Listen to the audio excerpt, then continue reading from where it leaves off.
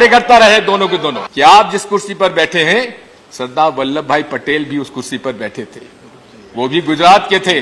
आप लोगों ने हमेशा एक धर्म के लोगों के खिलाफ एक माहौल बनाया है कि ये सब आतंकवाद से जुड़े हुए लोग हैं। तो आपकी नीयत पे भरोसा नहीं है माननीय गृह मंत्री जी। लाइव टीवी, सच सबसे आगे। 2 बार आप लोगों ने समझौता किया है रूबिया सईद जी को छुड़ाने के लिए और इंडियन एयरलाइंस में मसूद को छुड़ाने के लिए आपने समझौता किया है। कांग्रेस पार्टी ने कभी समझौता नहीं किया है। हम लोगों ने खोया है, इंदिरा जी को खोया है, राजीव जी को खोया है, बेअंत सिंह जी को खोया है। हम लोगों ने कभी समझौता नहीं किया। माननीय गृह मंत्री जी, इस बात को समझ लीजिए कि जब से आपकी सरकार आई है, एनआईए के कामकाज में फर्क पड़ गया है। हमें आपकी नीयत पे भरोसा नहीं है माननीय गृह मंत्री जी। मैं आपसे पूछना चाहता हूं कि जिन केसेस में समझौता एक्सप्रेस, मक्का मस्जिद और अजमेर ब्लास्ट में जो लोग बरी हुए हैं, आपने उसमें अपील क्यों नहीं की? एनआईए ने अपील क्यों नहीं की? उनके कन्विक्शन के लिए कोशिश क्यों नहीं की? हमारी आपत्ति इसी बात की है कि जहां डिफेंस और प्रोसिक्यूशन एक हो जाएगा तो हम न्याय की क्या उम्मीद करें? आप लोगों ने हमेशा एक धर्म के लोगों के खिलाफ एक माहौल बनाया है कि ये सब आतंकवाद से जुड़े हुए लोग हैं। लेकिन मैं आपसे पूछना चाहता हूं, एनआईए की मोस्ट वांटेड लिस्ट में पहले 3 नाम कौन से हैं? पहला नाम है लक्ष्मण राव उर्फ गणपति, लेफ्ट विंग एक्सट्रीमिस्ट। दूसरा नाम है रामचंद्र कलंगसरा,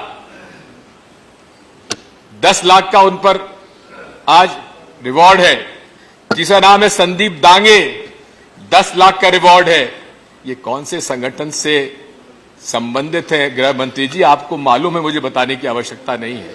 और अगर मैं बता दूंगा तो आप सब लोग नाराज हो जाएंगे।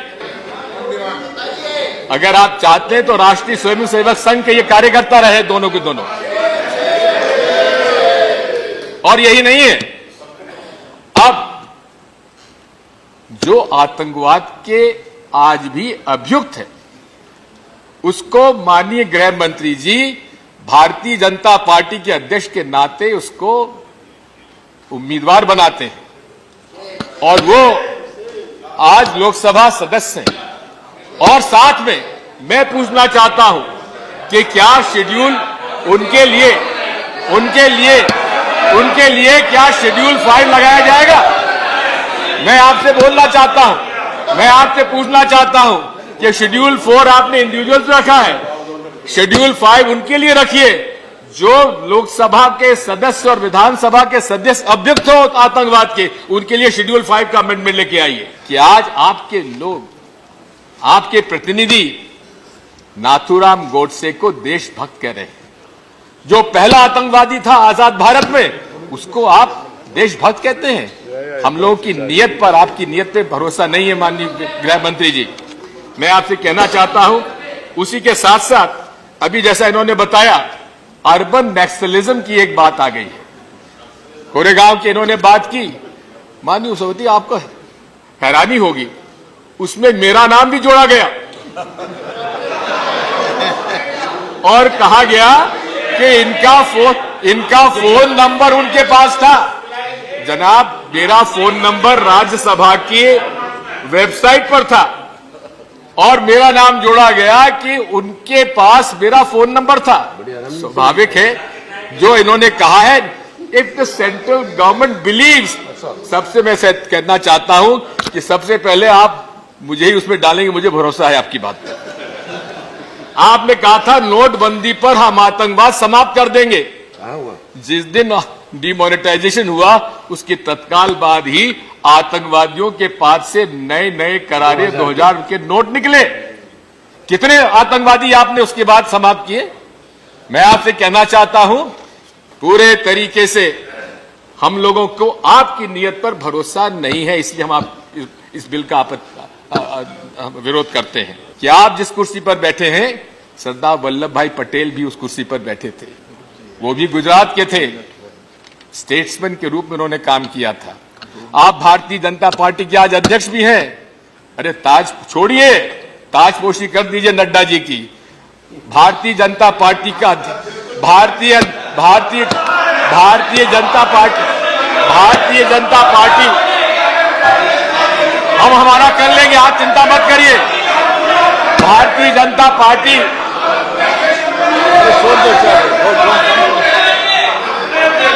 माननीय सभापति महोदय, हमें विश्वास नहीं है भारतीय जनता पार्टी के नेता के रूप में ये गृह मंत्री जी पूरे तरीके से राजनीतिक ढंग से काम कर रहे हैं। हम इस बात पे आपत्ति करते हैं।